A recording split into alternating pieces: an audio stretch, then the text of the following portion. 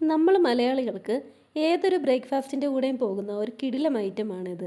അപ്പം എണ്ണ ചൂടാക്കി ഇഞ്ചിയും വെളുത്തുള്ളിയും പച്ചമുളകും ഇട്ടിട്ടുണ്ട്. അതിലേക്ക് അരിഞ്ഞു വെച്ചിരിക്കുന്ന സവാള കൂടി ഇട്ട് കുറച്ച് ഉപ്പും മഞ്ഞൾപ്പൊടിയും ഇട്ട് നന്നായൊന്ന് വഴറ്റിയെടുക്കണം.